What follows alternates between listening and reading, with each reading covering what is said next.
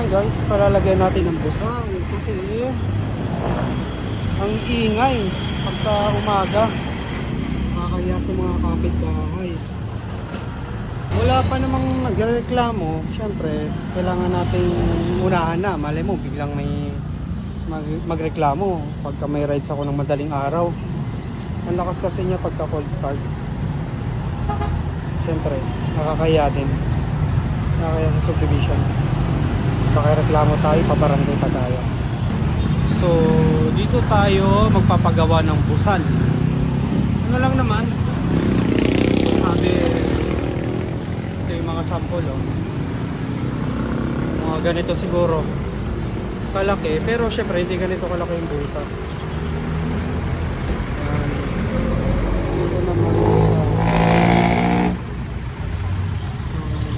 umalis lang yung binibili lang. So ayan, lalagyan ng busal yan dito. Pag mag-cold start lang ako sa umaga, pag aalis ako ng madaling araw, pag may rides kami, so kailangan ko salpakan muna.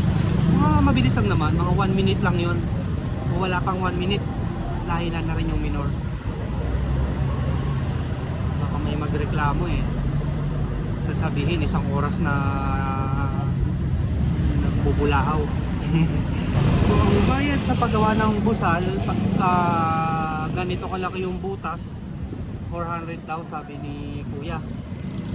So dito yun, ano lang, sa may Parian, sa Kalangka.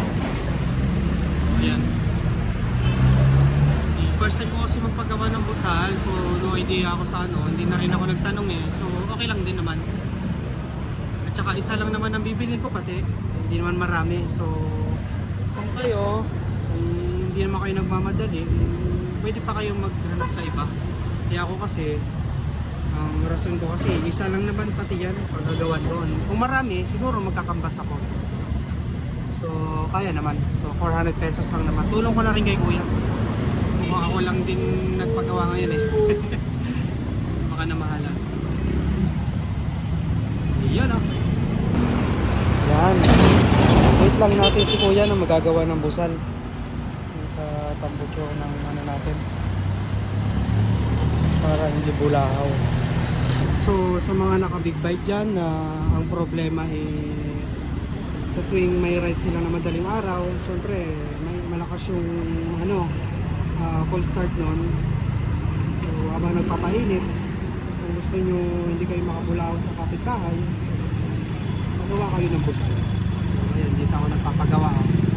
Dito lang yan sa Parian, Kalamba. Ayan, malapit lang sa Lianas. Ayan, punta na kayo dito, message nyo lang ako.